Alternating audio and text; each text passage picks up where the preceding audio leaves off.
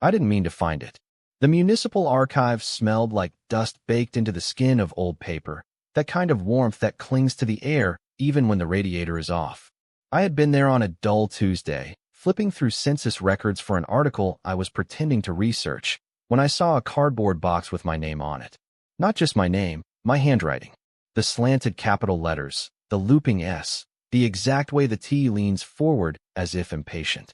I froze with my hand still in the cabinet drawer, my body suddenly unsure of whether to reach for it or pretend it wasn't there. No one else in the room looked up. No one had seen me notice it. The box was on the highest shelf, half hidden behind brittle folders marked defunct words 1954 to 1971. I dragged over the step stool, the metal legs squealing against the floor, every sound in the cavernous room magnified. My hands were shaking before I even touched the cardboard, because deep down I already knew what was inside. Not the contents, but the weight of it. The way something presses against your chest before it's even happened. The premonition that some truths don't come from your own life, and yet they fit you too well. It was heavier than I expected. My first thought was photographs. My second was that maybe someone else in the city had my exact name, and the archivist had made a mistake. Then I saw the corner of a drawing poking from between the pages, a drawing I remembered making in the 3rd grade. A house with 5 windows, the middle one blacked out, a crooked apple tree on the left. The detail was exact. I had drawn that in Mrs. Lane's class, except it had been on yellow paper, not white. And yet here it was, the creases in the page precisely where my fingers would have folded it. I sat down at one of the reading tables. The box contained dozens of items, photographs of me at ages I recognized, but in places I had never been. Notebooks with my handwriting recording events I couldn't remember, a worn leather wallet with my initials burned into the inside flap. The photographs were the worst. There I was, age 6, holding a bright red balloon in front of a house that looked vaguely like my grandmother's, except she had never lived in a house with a balcony. In another, I was standing on a frozen lake, bundled in a coat I knew, beside a tall man whose face was blurred as if the film had melted. My stomach tightened as I shuffled through the images. Some were impossible. Me sitting on the hood of a car model that wasn't manufactured until I was in college. Me with a group of children whose faces I almost recognized but couldn't name. At the bottom of the box lay a diary, or maybe a journal, bound in faded blue fabric. The first entry was dated in the summer of 1999, a month before I turned 10. I read the first few lines, and my breath caught. The sentences described my bedroom in perfect detail, the cracked poster of the moon above my bed, the uneven slant of the blinds, the faint hum of the street lamp outside that kept me awake at night. But then the voice in the journal mentioned something I had never experienced. A window that opened onto a backyard where a swing swayed without wind, and a neighbor who whispered through the fence late at night. I kept reading. The writer described my school, my classmates, even the precise inflection of Mrs. Lane's voice when she called my name. But sprinkled among these were fragments from another place, streets that curved differently than they should, bus routes that led to neighborhoods I had never heard of, teachers who looked the same but were different names. My throat went dry. I closed the book and glanced around the archive as if someone might be watching, as if I'd been caught reading someone else's life. But no one paid me any mind. Outside, snow began to fall in soft, disoriented flakes, the kind that spin sideways before they settle. I should have put the box back. Instead, I turned another page. And another. The handwriting was mine, the voice was mine, but threaded through it was something alien, not hostile, just wrong in a way that felt older than me. A wrongness that was patient.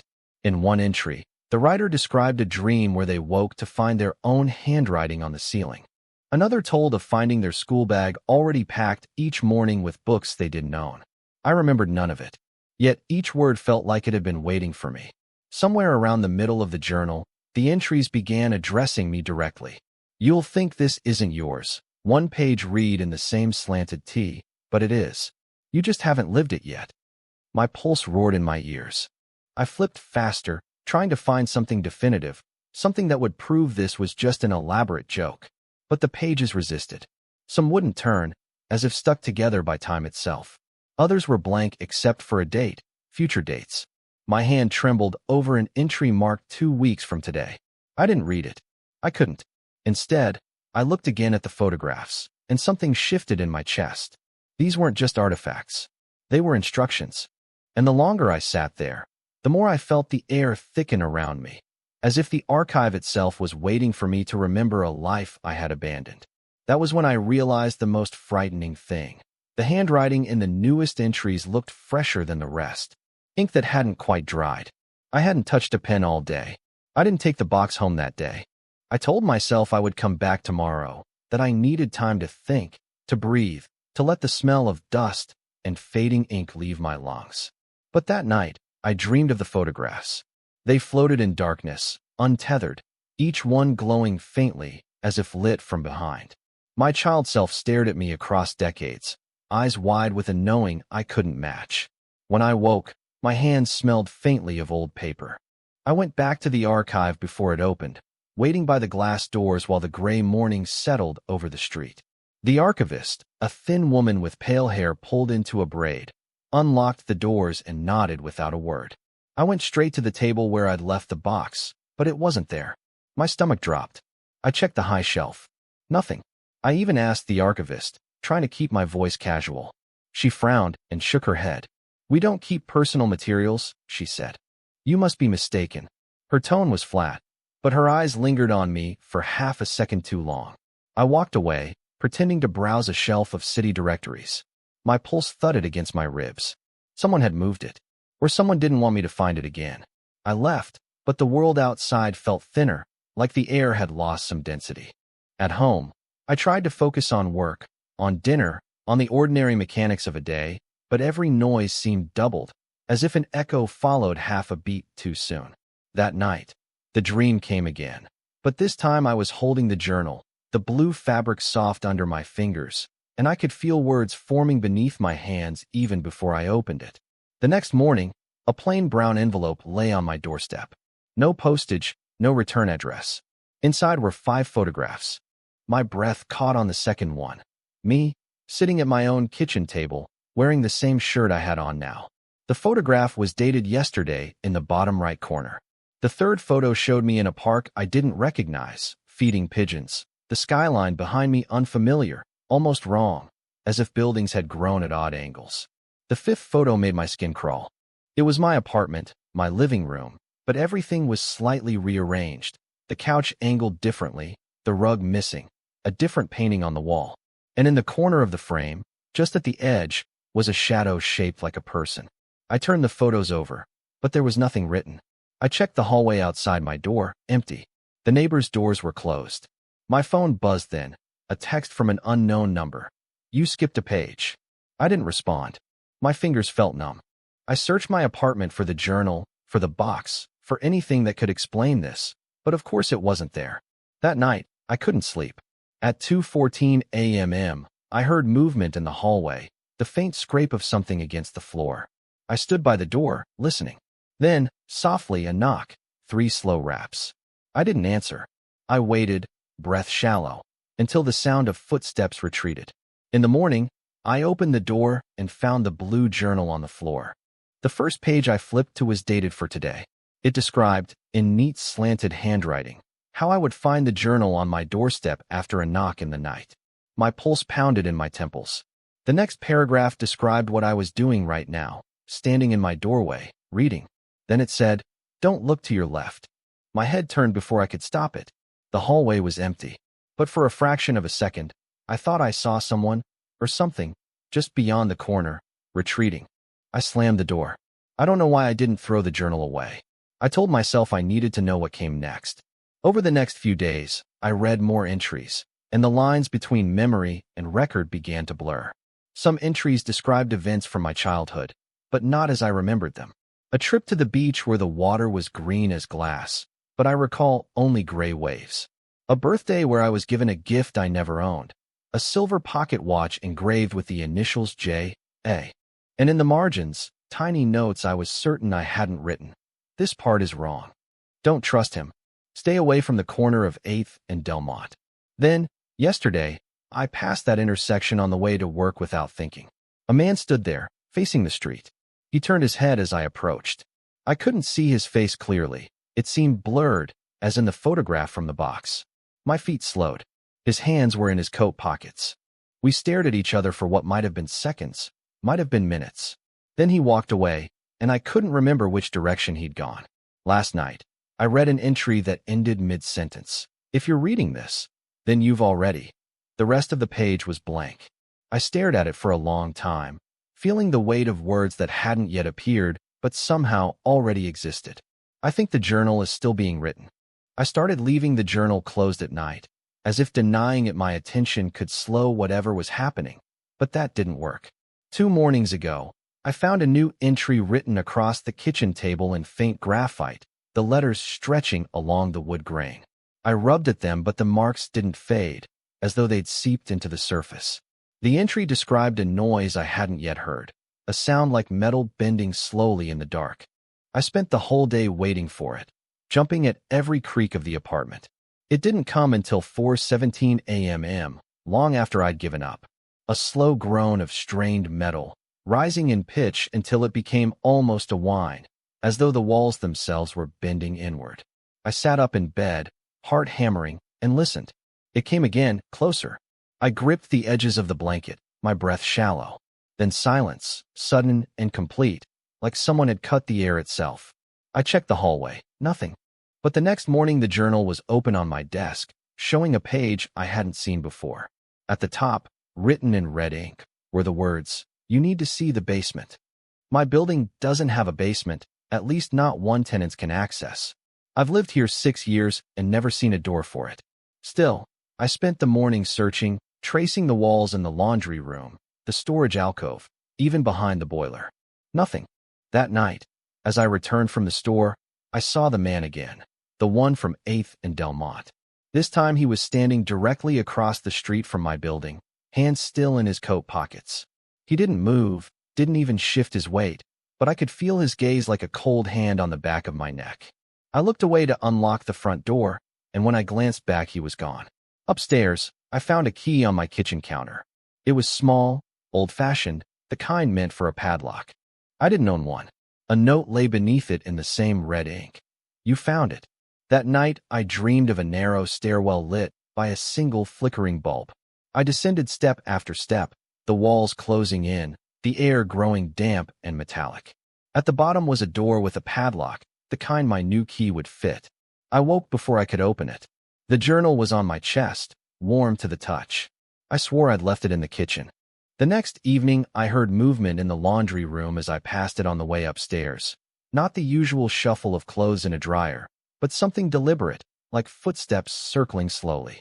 The sound stopped when I reached the door.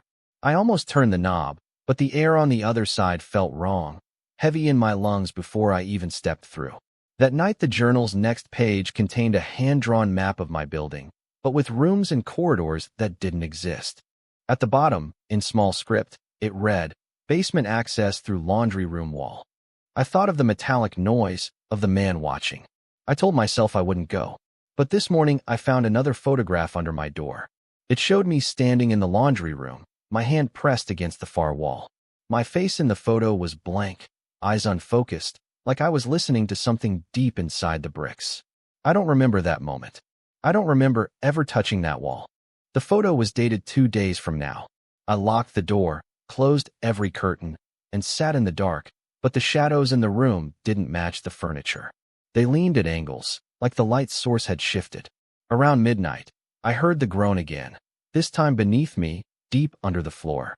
I put my feet on the ground and felt the faintest vibration, rhythmic, almost like breathing. The journal lay open on the table without me having touched it. The newest entry read, "Bring the key." I don't know if I'm more afraid of obeying or of what happens if I don't. The key stayed on my kitchen counter for 2 days, untouched, but the weight of it seemed to grow. Every time I passed, I felt it pulling at me, an almost magnetic pressure in the air around it. On the 3rd night, I woke to find it resting on my pillow, the cool metal pressed against my cheek. I sat up, heart pounding, and scanned the room. The door was locked, the curtains drawn. The journal lay open on the table, a fresh page filled with precise red letters. "The wall will open tonight." I told myself I wouldn't go. I made tea, left the lights on, tried to drown the apartment in noise from the radio, but at 2:31 a.m., the metallic groan came again, deep and resonant, shaking the floor under my feet. This time it was followed by a faint clicking, like tumblers in a lock turning slowly. I grabbed the key before I could stop myself. The hallway felt colder than it should, the air carrying a faint scent of wet stone. When I reached the laundry room, the single bulb overhead flickered twice before steadying. The wall at the far end seemed ordinary at first, but as I stepped closer the texture blurred, like a reflection disturbed by ripples. I pressed my palm to it. It was warm. The warmth pulsed once, then the bricks shifted under my hand, sliding apart with a sound like fabric tearing in reverse. Behind them, a narrow opening appeared, just wide enough for me to slip through. My breath clouded in the air as I stepped inside. A set of stairs descended sharply into darkness, the handrail cold and damp. The groan came again, louder now, and I realized it wasn't metal. It was something alive. The light from the laundry room faded with each step until only a faint glow from below remained. The stairs ended at a door secured with a rusted padlock. My fingers shook as I slid the key into place. It turned smoothly, almost eagerly, and the lock fell open. The door swung inward with a slow sigh. The basement, if that's what it was, didn't match the building above. The ceiling was low, the walls rough stone, but the room stretched farther than it should have, the far end lost in shadow.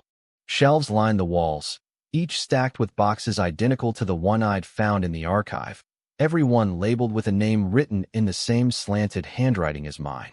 I walked slowly, my footsteps muffled by the dust.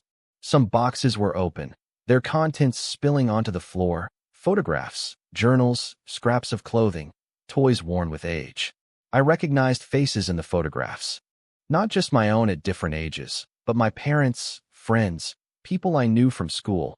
Yet each image showed them in places that didn't exist, wearing clothes from decades that didn't match. My hands shook as I picked up a photograph of myself standing on a cliff over a black ocean, the sky filled with pale green light. I don't remember that place, but looking at it made my chest ache with a deep, nameless nostalgia. At the center of the room stood a table, and on it lay another journal, larger, bound in black leather. I opened it and found page after page of entries written in my voice, but none of them matched my life. In one, I lived in a city that floated on massive chains above the clouds. In another, I spent years underground, never seeing the sun. The dates jumped without pattern, some decades into the past, others centuries into the future. Then I turned a page and froze. The entry described the moment I was living now, standing in the basement, reading this journal, and ended with a single sentence: "Do not look up." My neck stiffened, but the instinct to disobey was overwhelming. Slowly, I lifted my gaze. At first I saw nothing but shadow above the shelves. Then, in the far corner near the ceiling, two pale circles hovered in the dark, reflecting the faint glow from below. Eyes. They blinked once, slow and deliberate, and the groan echoed through the room again, vibrating through my bones. I backed toward the door, clutching the black journal, but when I turned to leave, the stairs were gone. The doorway behind me had sealed into solid stone.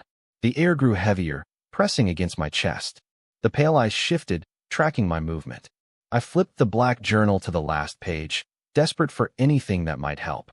There, written in hurried, jagged script, was a single line: "You can trade your way out." I didn't understand until I looked down and saw that the box with my name was sitting at my feet. It hadn't been there before. The lid was open, its contents arranged neatly: the photographs, the wallet, the drawings. One space in the box was empty, perfectly shaped for the black journal I held. The eyes blinked again, slower this time. The groan quieted. My hands moved without thinking. I set the black journal into the box. The moment it touched the bottom, the wall behind me softened, bricks dissolving back into the narrow opening to the laundry room.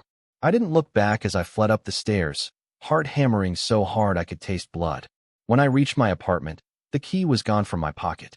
The journal, the blue one, sat open on my kitchen table. The newest entry was just 2 words: "Next trade." I didn't sleep after that night.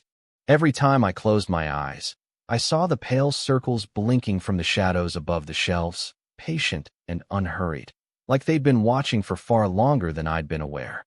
The words, "next trade," burned in my mind, and I kept thinking about the space in the box, the way it seemed perfectly shaped for the black journal, as if this process had happened before.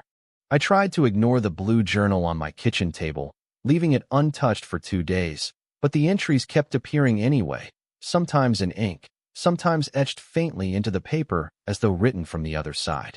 On the third morning, I found an entry that began with my name repeated 3 times, each instance larger and darker than the last. It went on to describe an item I hadn't seen in years, a red scarf my mother had given me when I was 12, long since lost in a move. The entry ended with, "This will be the next." I told myself it was impossible. The scarf was gone. I checked every closet, every drawer, every storage box in the apartment. Nothing. But when I returned from work that evening, it was draped neatly over the back of my chair, smelling faintly of cold air and something older, like cedar and damp stone. I didn't touch it. That night, I heard footsteps in the hallway outside my door, slow and deliberate, pausing every few steps. I held my breath until they faded.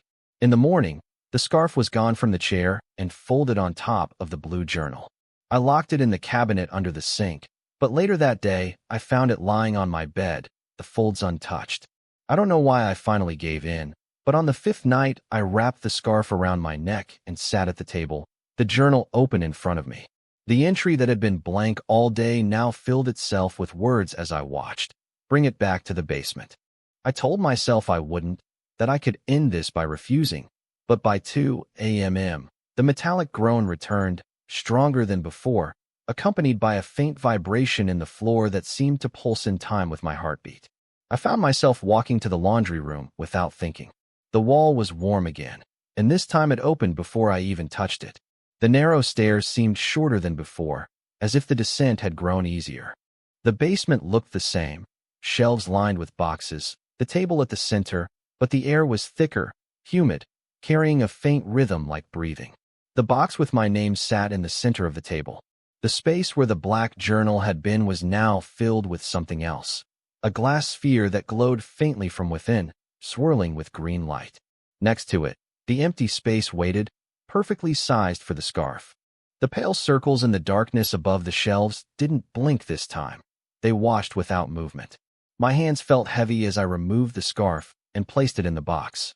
The moment it touched the bottom, the green light in the sphere brightened, casting shifting patterns across the stone walls. I don't know what made me do it, but I reached out and touched the glass.